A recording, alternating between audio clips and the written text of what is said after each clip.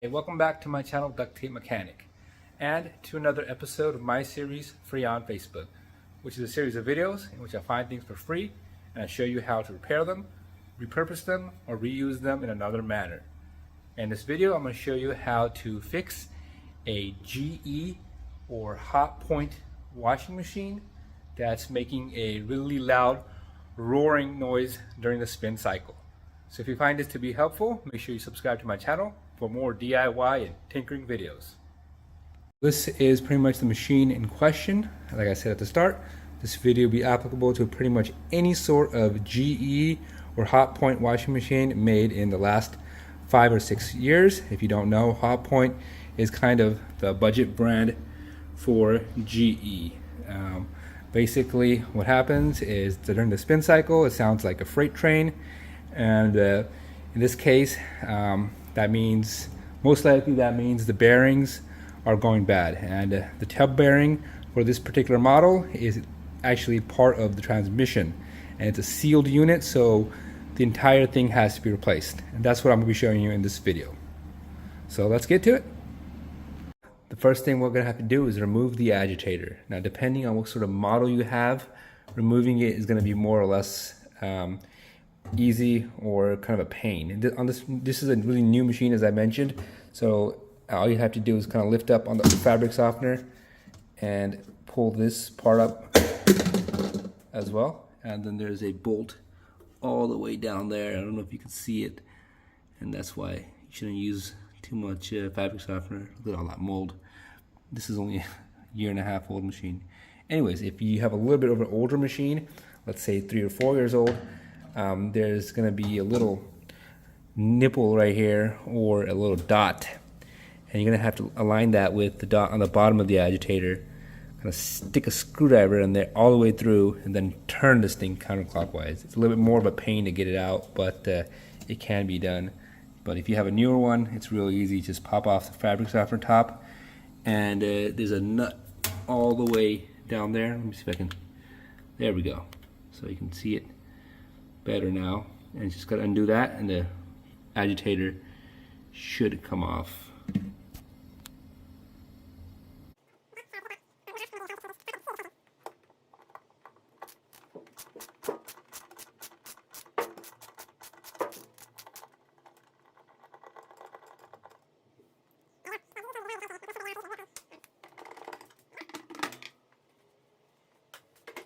So once you've removed the agitator, whether it was similar to the one I had or the older style agitator, there's a tub nut to greet you. So what I did was I let this sit in WD-40 for a while. Then we need to undo that nut. Now, to undo that, we do need to turn it clockwise. So that is a little bit counterintuitive. So I'm going to go ahead and put a pipe wrench on that and try to turn this thing clockwise. It's been sitting in WD-40 for some time now.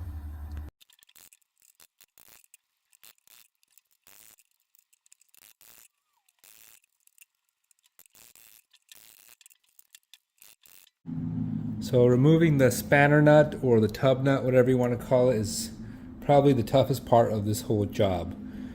Just because it's so seized up on there. That's why if you look throughout YouTube, you won't find too many transmission replacement videos on there, because a lot of people won't even attempt this repair.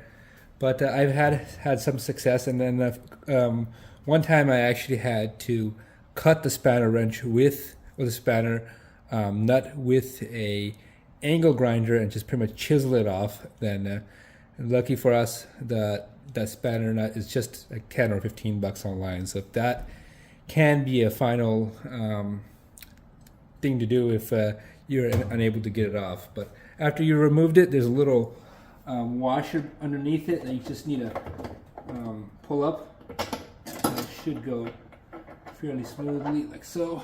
And yeah, after that we can go to the underside of the washing machine.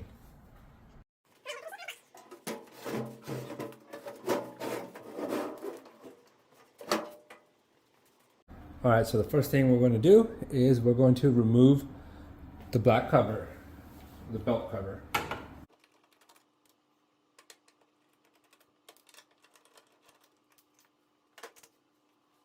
After that, we're going to take off the belt.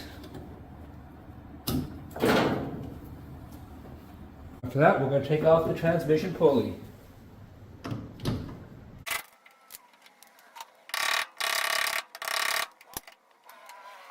After that, we're going to remove the shift actuator and unplug it as well.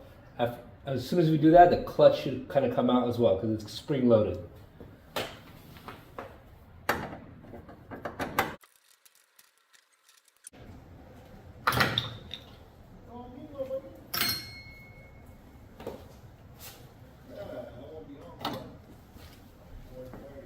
And here's the mode shifter.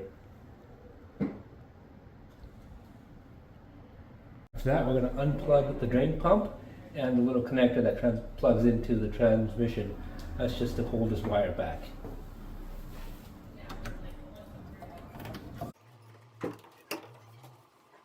For the next part, we're going to have to undo the RPM sensor. And to get to that, it's kind of tricky. You got to undo this little red clip so that goes up, all the way up. And then you can kind of press this part right here and pop it off, like so. After that, we'll unplug the motor. There we go. And after that, remove the motor.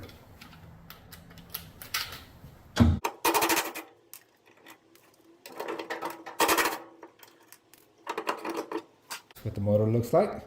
It's got the RPM sensor right there. That's the connector for the motor. After that, we're just going to remove this nut right here, which holds on to these wire harness. This just clips onto the transmission. There's a couple of different spots that hold it against the wire harness into the transmission. I just kind of pull those out with clips. They can be a little bit of a pain. But they're more for keeping the wires organized, so make sure they don't get tangled up in places where they're not meant to go.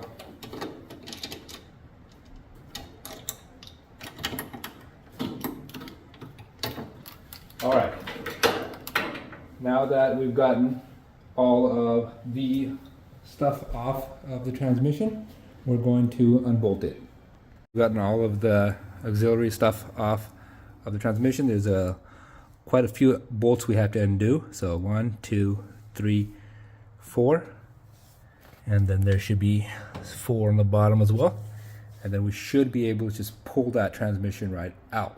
If we are not able to pull it out, as I found on these whirlpools, for example, we may have to use a 2x4 and hit the top of it, go back to the top, put this right on its feet, and then hit it, the transmission shaft with like a 2x4 to kind of help pop it out. So, but we'll see how that looks after we undo these bolts.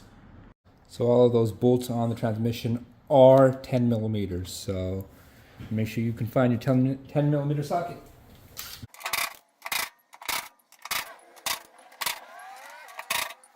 Now that I've gotten all the bolts off, I'm gonna see if I can just pull it out. If not, we're gonna have to tap it from the top.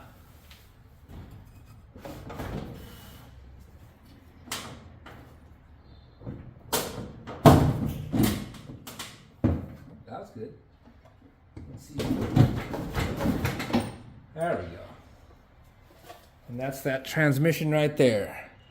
These things got sealed bearings in it, so you don't have to worry about, you won't be able to get access to change the bearing, and that's what's causing the noise. It used to be in the older GEs, used to be able to change the bearings, but this is all a sealed package now. And so that's how you get the transmission out. Now the process of replacing it is pretty much exactly like this, but in reverse. I don't want to get this video too long, so I won't show the details of that. But pretty much you're going to get your transmission, your new one, and you're going to bolt it back up, and then you're going to go in reverse. You'll put this cable on for the wire harness, put the motor on, put the clutch back on, the shifter, transmission pulley, the belt, and then make sure everything's plugged in, and make sure your RPM sensor is plugged in, and the motor's plugged in, as well as that drain pump right there. And pretty much once you've pulled it apart, it's pretty apparent how it's going to come back together. So like I said, the hardest part of this whole thing is getting that spanner wrench off. And look at that. Look at the rust right there. So that's, well, maybe you can see it. It's beginning to get on top of the shaft right there. So who knows what that bearing actually looks like. It's probably really bad. But yeah, we'll put this back on and we'll give it a test run. All right, so here's the machine. It's well into the spin cycle right there. And I bypassed the lid switch, as I always do when I'm diagnosing things. And seems to be spinning a lot more smoothly and quietly now. So that's a good repair right there. So if you find this video to be helpful, make sure you hit the thumbs up sign.